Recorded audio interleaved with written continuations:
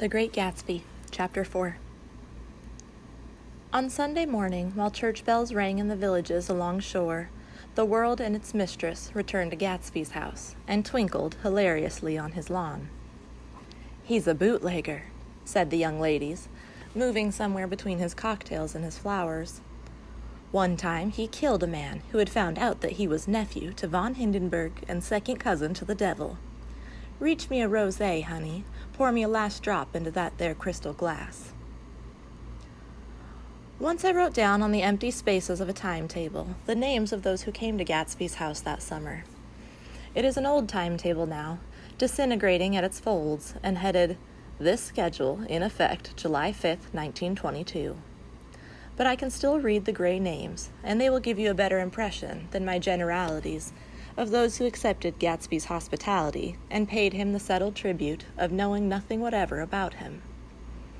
From East Egg, then, came the Chester Beckers and the Leaches, and a man named Bunsen, whom I knew at Yale, and Dr. Webster Civet, who was drowned last summer up in Maine, and the Hornbeams, and the Willie Voltaires, and a whole clan named Blackbuck, who always gathered in a corner and flipped up their noses like goats at whosoever came near, and the Ismays and the Christies, or rather Hubert Auerbach and Mr. Christie's wife, and Edgar Beaver, whose hair they say turned cotton white one winter afternoon for no good reason at all.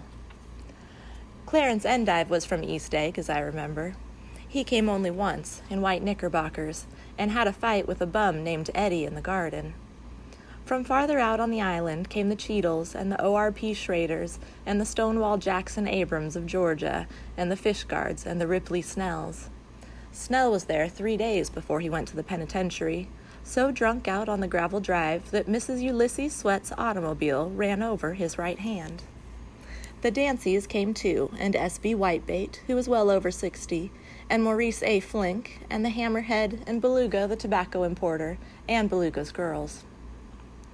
From West Egg came the Poles and the Mulreadys, and Cecil Roebuck, and Cecil Schoen and Golick, the state senator, and Newton Orchid, who controlled films par excellence, and Exhaust, and Clyde Cohen, and Don S. Schwartz, the son, and Arthur McCarty, all connected with the movies in one way or another. And the Catlips, and the Bembergs, and G. Earl Molden, brother to that Molden who afterwards strangled his wife. De Fontano, the promoter, came there, and Ed Legros, and James B. Rotgut Ferret, and the DeJongs, and Ernest Lilly. They came to gamble, and when Ferret wandered into the garden, it meant he was cleaned out, and Associated Traction would have to fluctuate profitably next day. A man named Klipspringer was there so often and so long that he became known as the Boarder. I doubt if he had any other home. Of theatrical people, there were Gus Ways and Horace O'Donovan, and Lester Meyer and George Duckweed and Francis Bull. Also from New York were the Cromes and the Backhuisens and the Denekers and Russell Betty and the Corrigans and the Kelleher's and the Dewars and the Scullys and S.W. Belcher and the Smirks and the Young Quins, divorced now, and Henry L. Palmetto, who killed himself by jumping in front of a subway train in Times Square. Benny McClenahan arrived always with 4 girls. They were never quite the same ones in physical person, but they were so identical, one with another, that it inevitably seemed they had been there before. I have forgotten their names. Jacqueline, I think, or else Consuela, or Gloria, or Judy, or June. And their last names were either the melodious names of flowers and months, or the sterner ones of the great American capitalists, whose cousins, if pressed, they would confess themselves to be. In addition to all these, I can remember that Faustina O'Brien came there at least once, and the Baedeker girls, and young Brewer, who had his nose shot off in the war, and Mr. Albruxberger, and Miss Hogg, his fiancée, and Ardita Fitzpeters, and Mr. P. Jewett, once head of the American Legion, and Miss Claudia Hipp, with a man reputed to be her chauffeur, and a prince of something whom we called Duke, and whose name, if I ever knew it, I have forgotten. All these people came to Gatsby's house in the summer. At 9 o'clock one morning, late in July, Gatsby's gorgeous car lurched up the rocky drive to my door and gave out a burst of melody from its 3-noted horn. It was the first time he had called on me, though I had gone to 2 of his parties, mounted in his hydroplane, and at his urgent invitation, made frequent use of his beach. "Good morning, old sport. You're having lunch with me today, and I thought we'd ride up together."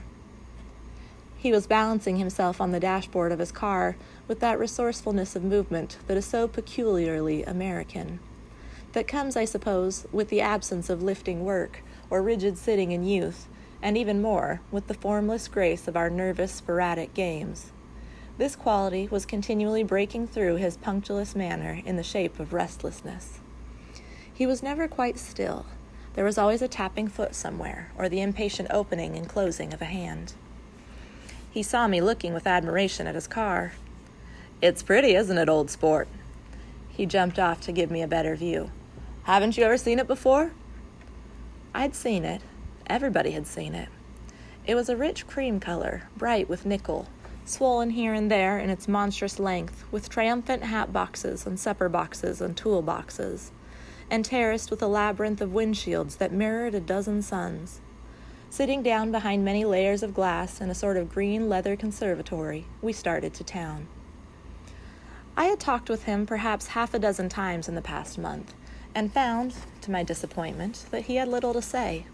So my first impression, that he was a person of some undefined consequence, had gradually faded, and he had become simply the proprietor of an elaborate roadhouse next door. And then came that disconcerting ride. We hadn't reached West Egg Village before Gatsby began leaving his elegant sentences unfinished and slapping himself indecisively on the knee of his caramel-colored suit. "Look here, old sport," he broke out surprisingly. "What's your opinion of me, anyhow?" A little overwhelmed, I began the generalized evasions which that question deserves. "Well, I'm going to tell you something about my life," he interrupted. "I don't want you to get a wrong idea of me from all these stories you hear." So he was aware of the bizarre accusations that flavored conversation in his halls. "I'll tell you God's truth." His right hand suddenly ordered divine retribution to stand by. "I am the son of some wealthy people in the Middle West, all dead now. I was brought up in America, but educated at Oxford, because all my ancestors have been educated there for many years. It is a family tradition." He looked at me sideways, and I knew why Jordan Baker had believed he was lying. He hurried the phrase "educated at Oxford," or swallowed it, or choked on it, as though it had bothered him before. And with this doubt, his whole statement fell to pieces, and I wondered if there wasn't something a little sinister about him after all. "What part of the Middle West?" I inquired casually. "San Francisco." "I see. My family all died, and I came into a good deal of money."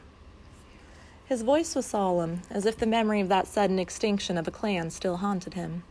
For a moment I suspected that he was pulling my leg, but a glance at him convinced me otherwise. "After that I lived like a young Rajah in all the capitals of Europe, Paris, Venice, Rome, collecting jewels, chiefly rubies, hunting big game, painting a little, things for myself only, and trying to forget something very sad that had happened to me long ago." With an effort, I managed to restrain my incredulous laughter. The very phrases were worn so threadbare that they evoked no image except that of a turbaned character leaking sawdust at every pore as he pursued a tiger through the Bois de Boulogne. "Then came the war, old sport. It was a great relief, and I tried very hard to die, but I seemed to bear an enchanted life. I accepted a commission as first lieutenant when it began. In the Argonne Forest, I took 2 machine-gun detachments so far forward that there was a half-mile gap on either side of us where the infantry couldn't advance. We stayed there 2 days and 2 nights, 130 men with 16 Lewis guns, and when the infantry came up at last, they found the insignia of 3 German divisions among the piles of dead. I was promoted to be a major, and every Allied government gave me a decoration. Even Montenegro. Little Montenegro, down on the Adriatic Sea. Little Montenegro. He lifted up the words and nodded at them with his smile. The smile comprehended Montenegro's troubled history and sympathized with the brave struggles of the Montenegrin people. It appreciated fully the chain of national circumstances which had elicited this tribute from Montenegro's warm little heart. My incredulity was submerged in fascination now, It was like skimming hastily through a dozen magazines. He reached in his pocket, and a piece of metal, slung on a ribbon, fell into my palm. "That's the one from Montenegro." To my astonishment, the thing had an authentic look. "Orderie di Danilo," ran the circular legend. "Montenegro, Nicholas Rex." "Turn it." "Major J. Gatsby," I read, "for valor extraordinary." Here's another thing I always carry, a souvenir of Oxford days. It was taken in Trinity Quad. The man on my left is now the Earl of Doncaster. It was a photograph of half a dozen young men in blazers, loafing in an archway through which were visible a host of spires. There was Gatsby, looking a little, not much, younger, with a cricket bat in his hand. Then it was all true. I saw the skins of tigers flaming in his palace on the Grand Canal. I saw him opening a chest of rubies to ease with their crimson-lighted depths the gnawings of his broken heart. "I'm going to make a big request of you today," he said, pocketing his souvenirs with satisfaction. "So I thought you ought to know something about me. I didn't want you to think I was just some nobody. You see, I usually find myself among strangers because I drift here and there, trying to forget the sad thing that happened to me." He hesitated. "You'll hear about it this afternoon." "At lunch?" "No, this afternoon. I happened to find out that you're taking Miss Baker to tea." "Do you mean you're in love with Miss Baker?" "No, old sport, I'm not. But Miss Baker has kindly consented to speak to you about this matter." I hadn't the faintest idea what this matter was, but I was more annoyed than interested. I hadn't asked Jordan to tea in order to discuss Mr. J. Gatsby. I was sure the request would be something utterly fantastic, and for a moment I was sorry I'd ever set foot upon his overpopulated lawn. He wouldn't say another word. His correctness grew on him as we neared the city. We passed Port Roosevelt, where there was a glimpse of red-belted ocean-going ships, and sped along a cobbled slum lined with the dark, undeserted saloons of the faded gilt 1900s. Then the Valley of Ashes opened out on both sides of us, and I had a glimpse of Mrs. Wilson straining at the garage pump with panting vitality as we went by. With fenders spread like wings, we scattered light through half Astoria. Only half, for as we twisted among the pillars of the elevated, I heard the familiar jug-jug spat of a motorcycle, and a frantic policeman rode alongside. "All right, old sport," called Gatsby. We slowed down. Taking a white card from his wallet, he waved it before the man's eyes. "Right you are," agreed the policeman, tipping his cap. "Know you next time, Mr. Gatsby. Excuse me." "What was that?" I inquired. "The picture of Oxford?" "I was able to do the commissioner a favor once, and he sends me a Christmas card every year." Over the great bridge, with the sunlight through the girders making a constant flicker upon the moving cars, with the city rising up across the river in white heaps and sugar lumps, all built with a wish out of non-olfactory money. The city seen from the Queensboro Bridge is always the city seen for the first time, in its first wild promise of all the mystery and the beauty in the world. A dead man passed us in a hearse heaped with blooms, followed by 2 carriages with drawn blinds, and by more cheerful carriages for friends. The friends looked out at us with the tragic eyes and short upper lips of southeastern Europe, and I was glad that the sight of Gatsby's splendid car was included in their somber holiday. As we crossed Blackwell's Island, a limousine passed us, driven by a white chauffeur, in which sat 3 modish Negroes, 2 bucks and a girl. I laughed aloud as the yolks of their eyeballs rolled toward us in haughty rivalry. Anything can happen now that we've slid over this bridge, I thought. Anything at all.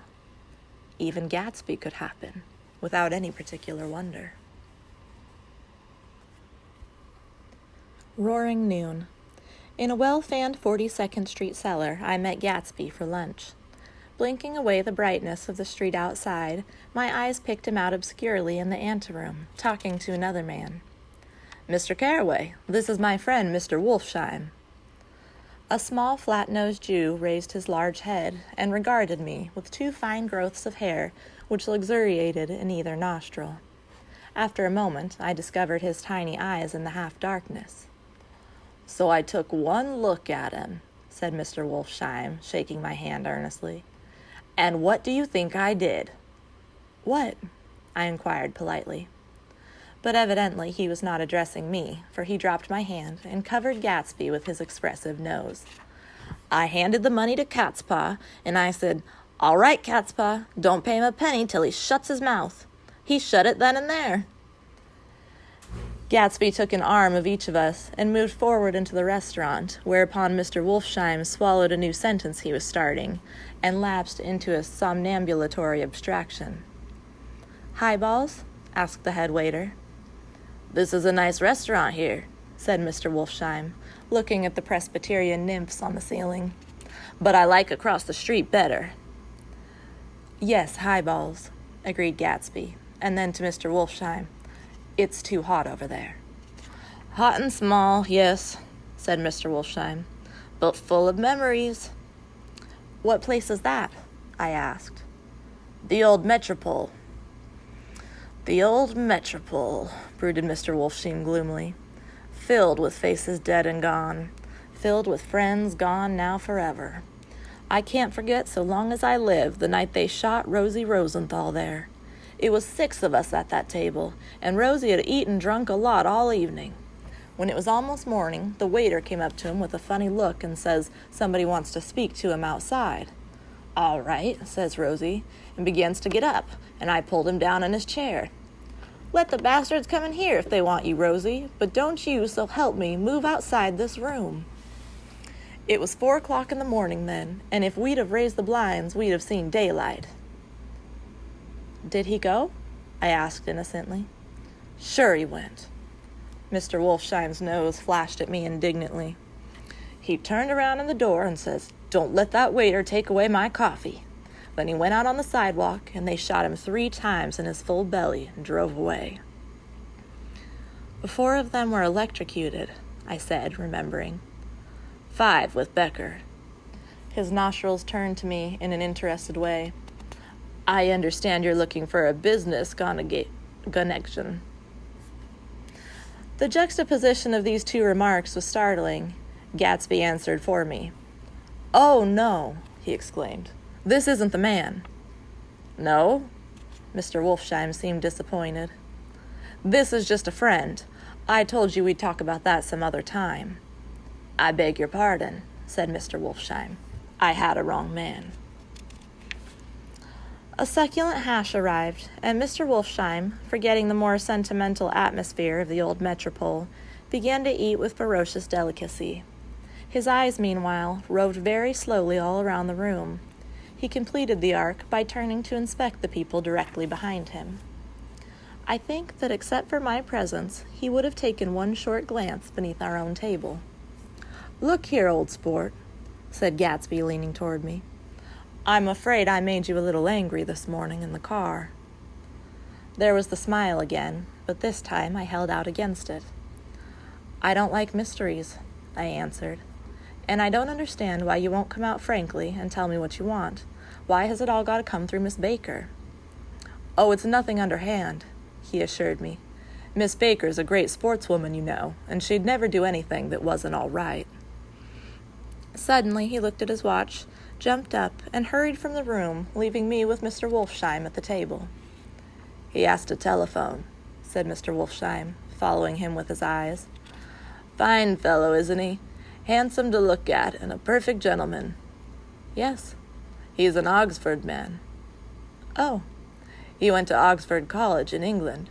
You know Oxford College?" "I've heard of it." "It's one of the most famous colleges in the world." "Have you known Gatsby for a long time?" I inquired. "Several years," he answered in a gratified way. "I made the pleasure of his acquaintance just after the war, but I knew I had discovered a man of fine breeding after I talked with him an hour. I said to myself, there's the kind of man you'd like to take home and introduce to your mother and sister." He paused. "I see you're looking at my cuff buttons." I hadn't been looking at them, but I did now. They were composed of oddly familiar pieces of ivory. "Finest specimens of human molars," he informed me. "Well," I inspected them. "That's a very interesting idea. Yeah. He flipped his sleeves up under his coat. Yeah, Gatsby's very careful about women. He would never so much as look at a friend's wife. When the subject of this instinctive trust returned to the table and sat down, Mr. Wolfsheim drank his coffee with a jerk and got to his feet.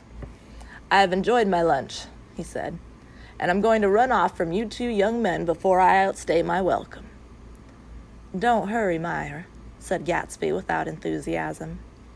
Mr. Wolfsheim raised his hand in a sort of benediction. You are very polite, but I belong to another generation, he announced solemnly. You sit here and discuss your sports and your young ladies and your... He supplied imaginary noun with another wave of his hand. As for me, I'm 50 years old, and I won't impose myself on you any longer. As he shook hands and turned away, his tragic nose was trembling. I wondered if I had said anything to offend him. He becomes very sentimental sometimes, explained Gatsby. This is one of his sentimental days. He's quite a character around New York, a denizen of Broadway. Who is he, anyhow? An actor? No. A dentist? Meyer Wolfsheim? No, he's a gambler. Gatsby hesitated, then added coolly, He's the man who fixed the World Series back in 1919. Fixed the World Series? I repeated. The idea staggered me. I remembered, of course, that the World Series had been fixed in 1919, but if I had thought of it at all, I would have thought of it as a thing that merely happened, the end of some inevitable chain. It never occurred to me that one man could start to play with the faith of 50 million people, with the single-mindedness of a burglar blowing a safe. How did he happen to do that? I asked after a minute. He just saw the opportunity. Why isn't he in jail? They can't get him, old sport. He's a smart man. I insisted on paying the check. As the waiter brought my change, I caught sight of Tom Buchanan across the crowded room. Come along with me for a minute, I said. I've got to say hello to someone. When he saw us, Tom jumped up and took 6 steps in our direction. Where have you been? He demanded eagerly. Daisy's furious because you haven't called up. This is Mr. Gatsby, Mr. Buchanan. They shook hands briefly, and a strained, unfamiliar look of embarrassment came over Gatsby's face. How have you been, anyhow? Demanded Tom of me. How'd you happen to come up this far to eat? I'd been having lunch with Mr. Gatsby. I turned toward Mr. Gatsby, but he was no longer there. One October day in 1917, said Jordan Baker that afternoon, sitting up very straight on a straight chair in the tea garden at the Plaza Hotel. I was walking along from one place to another, half on the sidewalks and half on the lawns. I was happier on the lawns because I had on shoes from England with rubber knobs on the soles that bit into the soft ground. I had on a new plaid skirt also that blew a little in the wind, and whenever this happened, the red, white, and blue banners in front of all the houses stretched out stiff and said t-t-t-t in a disapproving way. The largest of the banners and the largest of the lawns belonged to Daisy Fay's house. She was just 18, 2 years older than me, and by far the most popular of all the young girls in Louisville. She dressed in white and had a little white roadster, and all day long the telephone rang in her house, and excited young officers from Camp Taylor demanded the privilege of monopolizing her that night, anyways for an hour. When I came opposite her house that morning, her white roadster was beside the curb, and she was sitting in it with a lieutenant I had never seen before. They were so engrossed in each other that she didn't see me until I was 5 feet away. "Hello, Jordan," she called unexpectedly. "Please come here." I was flattered that she wanted to speak to me, because of all the older girls I admired her most. She asked me if I was going to the Red Cross and make bandages. I was. Well then, would I tell them that she couldn't come that day? The officer looked at Daisy while she was speaking, in a way that every young girl wants to be looked at sometime. And because it seemed romantic to me, I have remembered the incident ever since. His name was J. Gatsby, and I didn't lay eyes on him again for over 4 years. Even after I'd met him on Long Island, I didn't realize it was the same man. That was 1917. By the next year, I had a few beaus myself, and I began to play in tournaments, so I didn't see Daisy very often. She went with a slightly older crowd, when she went with anyone at all. Wild rumors were circulating about her, how her mother had found her packing her bag one winter night to go to New York, say goodbye to a soldier who was going overseas. She was effectually prevented, but she wasn't on speaking terms with her family for several weeks. After that, she didn't play around with the soldiers anymore, but only with a few flat-footed, short-sighted young men in town who couldn't get into the army at all. By the next autumn, she was gay again, gay as ever. She had a debut after the armistice, and in February, she was presumably engaged to a man from New Orleans. In June, she married Tom Buchanan of Chicago with more pomp and circumstance than Louisville ever knew before. He came down with 100 people in 4 private cars and hired a whole floor of the Schielbach Hotel, and the day before the wedding, he gave her a string of pearls valued at $350,000. I was a bridesmaid. I came into her room half an hour before the bridal dinner and found her lying on her bed, as lovely as the June night in her flowered dress, and as drunk as a monkey. She had a bottle of Sauterne in one hand and a letter in the other. "Congratulate me," she muttered. "Never had a drink before, but how I do enjoy it." "What's the matter, Daisy?" I was scared, I can tell you. I'd never seen a girl like that before. "Here, dears." She groped around in a wastebasket she had with her on the bed and pulled out the string of pearls. "Take 'em downstairs and give 'em back to whoever they belong to. Tell 'em all Daisy's changed her mind. Say, Daisy's changed her mind." She began to cry. She cried and cried. I rushed out and found her mother's maid, and we locked the door and got her into a cold bath. She wouldn't let go of the letter. She took it into the tub with her and squeezed it up into a wet ball, and only let me leave it in the soap dish when she saw that it was coming to pieces like snow. But she didn't say another word. We gave her spirits of ammonia and put ice on her forehead and hooked her back into her dress, and half an hour later, when we walked out of the room, the pearls were around her neck and the incident was over. Next day at 5 o'clock, she married Tom Buchanan without so much as a shiver, and started off on a 3-month trip to the South Seas.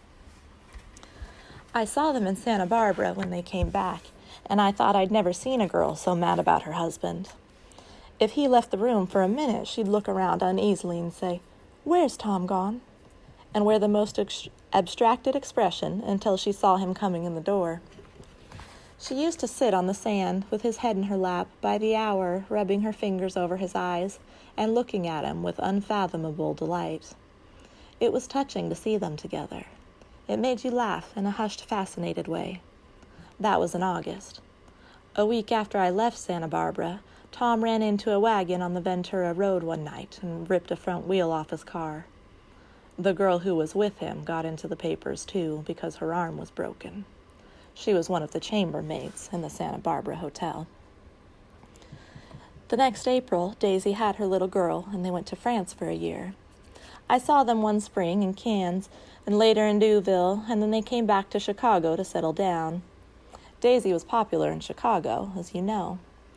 They moved with a fast crowd, all of them young and rich and wild, but she came out with an absolutely perfect reputation, perhaps because she doesn't drink. It's a great advantage not to drink among hard-drinking people. You can hold your tongue, and moreover, you can time any little irregularity of your own so that everybody else is so blind that they don't see or care. Perhaps Daisy never went in for more at all, and yet there's something in that voice of hers. Well, about 6 weeks ago, she heard the name Gatsby for the first time in years. It was when I asked you, do you remember, if you knew Gatsby and West Egg? After you had gone home, she came into my room and woke me up and said, "What Gatsby?" And when I described him, I was half asleep, she said in the strangest voice that it must be the man she used to know.